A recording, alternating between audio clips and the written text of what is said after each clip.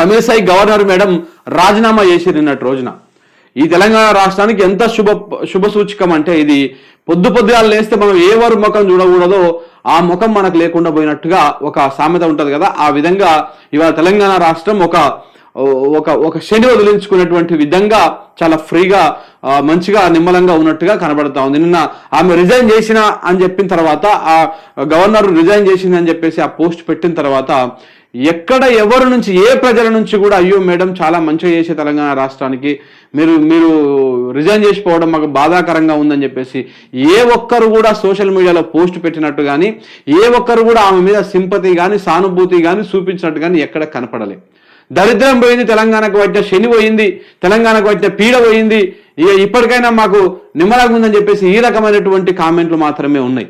ఎందుకంటే ఒక టాస్క్ కోసం బీజేపీ తెలంగాణ రాష్ట్రాన్ని ఆగం చేయడానికి ఎన్ని విధాల ప్రయత్నాలు చేయాలో అన్ని విధాల శతవిధాల ప్రయత్నాలు అంటారు చూసినవా, అన్ని విధాల ప్రయత్నాలు చేసి గవర్నర్ మేడం చేసే క్రమంలో గవర్నర్ని తీసుకొచ్చి తమిళసైని తీసుకొచ్చి ఇక్కడ కూర్చోబెట్టింది అనమాట. ఆమె కొలువులో కూర్చున్న కానుంచి ఇప్పటిదాకా ఎప్పుడు కూడా నేను ఒక గవర్నర్ని అనేటువంటి సోయి ఆమెకు లేకుండా బిహేవ్ చేసింది. ఆమె ఒక రాజకీయ పార్టీ నాయకురాలు లెక్క, ఈ బీజేపీకి అయితే ఒక రాష్ట్ర బీజేపీ శాఖకు అధ్యక్షురాలు లెక్కనో లేకపోతే ఆ శాఖ అధ్యక్షురాలు లెక్క బిహేవ్ చేసింది. మొత్తం వ్యవహారం అంతా అట్లనే ఉంది. అందుకని సోషల్ మీడియాలో ఏం చెప్తా ఉన్నారంటే బై బై బీజేపీ గవర్నర్ అంటూ సోషల్ మీడియాలో కొంత పోస్టులు పెడతా ఉన్నారు అనమాట.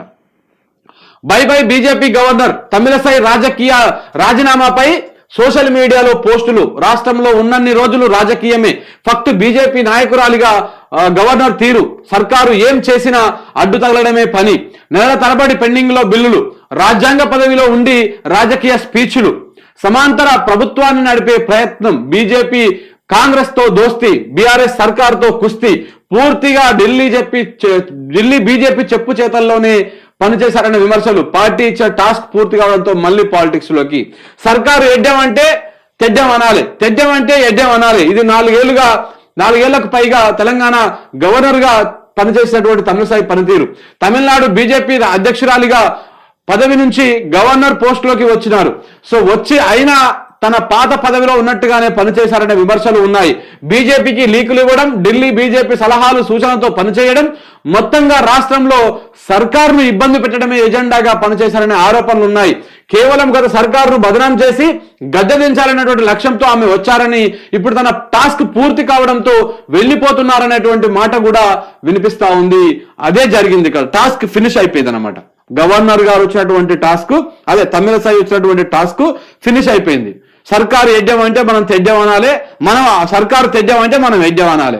ఎక్కడ కూడా సర్కారుకు కోఆపరేట్ చేయకూడదు, సర్కారుకు అనుకూలంగా వ్యవహరించకూడదు. సర్కారు ఏదైనా బిల్లు, రాష్ట్ర ప్రభుత్వం ఏదైనా, అప్పుడు కేసీఆర్ ప్రభుత్వం ఏదైనా బిల్లు తయారు చేసి గవర్నర్ ఆమోదం కోసం పంపిస్తే ఆడనే పెట్టుకొని ఒక 3-4 నెలలు కూర్చుంటుండే, దాని మీద 3-4 నెలలు కూర్చుంటుండే. ఏ ఫైల్ కూడా ముందుకు పోకపోతుండే, ఒక్క ఫైల్ కూడా ముందుకు పోకపోతుండే. ఎంతసేపు ఉన్నా ఆమె రాజకీయం మాత్రం చూస్తుండే, ఇందులో ఇది లేదు అది లేదు అని చెప్పేసి రాజకీయ కోణాన్ని మాత్రమే రంధ్రాన్వేషణ చేసి ఎత్తుక్కుంటుండే అనమాట. సో ఇలాంటి పరిస్థితుల్లో ఆమె పనితీరు మీద ఏ ఒక్క తెలంగాణ బిడ్డ కూడా ఎక్కడ కూడా సాటిస్ఫైగా లేరు. ప్రతి నిర్ణయం వెనుక ఒక అనుమానాస్పదమైనటువంటి వ్యవహారమే ఉంటుండే. సో అట్లా సర్కారు ఏం చేసినా కానీ ఈ విధంగా ఉంటుండే. ఎంత దుర్మార్గంగా చేసిందంటే ఈమె ఒక్కొక్కసారి అయితే ప్రభుత్వాన్ని కూలగొట్టేటువంటి ప్రయత్నం కూడా చేసింది. ఏం చేసింది? ప్రభుత్వాన్ని కూలగొట్టేటువంటి ప్రయత్నం చేసింది. మన పోయినసారి బడ్జెట్ సమావేశాల ఆ ప్రతులను ఏదైతే ఉందో ఆ ప్రతులను ఆమోదించలే. అది గవర్నరు గిరికే పెద్ద మాయని మచ్చ ఆ సంఘటన. అసలు రాజ్యాంగం ప్రకారము క్యాబినెట్ పంపించిందని వెంటనే ఆమోదించాలి, లేకపోతే మన అనుమానాలు ఉంటే ఏదైనా నివృత్తి చేసుకొని ఆమోదింపాలి. కానీ ఆమె రిజెక్ట్ చేసేటువంటి రైటు, దానికి ఆల్టర్నేట్ గా ఇంకొకటి చేసేటువంటి రైట్ ఆమెకు లేదు. కానీ రాష్ట్ర ప్రభుత్వం బడ్జెట్ ప్రతులను పంపిస్తే బడ్జెట్ ప్రతులను కూడా ఆమె ఆమోదించలేదు. చివరికి రాష్ట్ర ప్రభుత్వం ఏం చేసింది? అప్పటి రాష్ట్ర ప్రభుత్వం అంటే హైకోర్టుకు పోయింది. హైకోర్టుకు పోయి ఇట్లా మరి గవర్నర్ మేడం ఆమోదిస్తలేరు అని చెప్పేసి పోతే అక్కడ వాదనలు జరిగినాయి, సుదీర్ఘంగా వాదన జరిగి చివరికి అక్కడ హైకోర్టు మొట్టికాయలు వేసేటువంటి పరిస్థితులు ఉన్నాయని గమనించి ఈమె తరపునటువంటి లాయరు గవర్నమెంట్ తరపునటువంటి అడ్వకేట్ జనరల్ దగ్గరికి పోయి ఇక మేము ఆమోదిస్తాము, మీరు కేసు వాపసు తీసుకోండి, మా ఇజ్జత్ పోతుంది, ఒకవేళ కోర్టు కనుక మమ్మల్ని తిట్లు పెడితే మా ఇజ్జత్ పోతుంది అని చెప్పేసి అంటే అప్పటికప్పుడు వాళ్ళు కేసు వాపసు తీసుకుంటే ఈమె ఆమోదించింది. అంటే అంత దుర్మార్గంగా అంత నీచ రాజకీయం చేసింది తమిళిసై గవర్నర్గా ఉండి. ఈ గవర్నర్ పదవికి తెలుగు రాష్ట్రాల్లో తెలంగాణ రాష్ట్రంలో గవర్నర్ పదవికి మాయని మచ్చ అంటే ఈమెనే గవర్నర్గా ఉన్నటువంటి ఈ మొన్నటిదాకా ఉన్నటువంటి తమిళిసైనే. ఇక ఇప్పుడు పోయి ఈమె బీజేపీ నుంచి రాజకీయం చేస్తుంట, తమిళనాడులో పోటీ చేసేందుకు పోతుందంట. నాకు తెలిసి డిపాజిట్ కూడా వస్తుందో రాదో తెలియదు, కానీ ఆడికి పోయి ఇప్పుడు పోటీ చేసేందుకు పోతూ ఉంది. ఎంత దుర్మార్గంగా ఎంత నీచంగా రాజకీయం చేయాలనో అంత నీచంగా రాజకీయం చేసింది. ఇంకంతేకాదు, ఈమె గవర్నర్గా ఉండి ఆమె ఏం చేసింది, పొలిటికల్ డిబేట్లలో కూడా పాల్గొన్నది, టీవీలకు ఇంటర్వ్యూలు ఇచ్చింది. వాడు ఉంటాడు కదా రాధాకృష్ణ గాడు, బూత్ కిట్టి గాడు, వాడికి కూడా ఇంటర్వ్యూ ఇచ్చింది. అదే తెలంగాణ మీడియానో లేకపోతే ఎవడైనా నాలాంటి వాడు ఎవడన్నా పోతే అసలు ఎంట్రీ కూడా ఉండదు ఆడికి.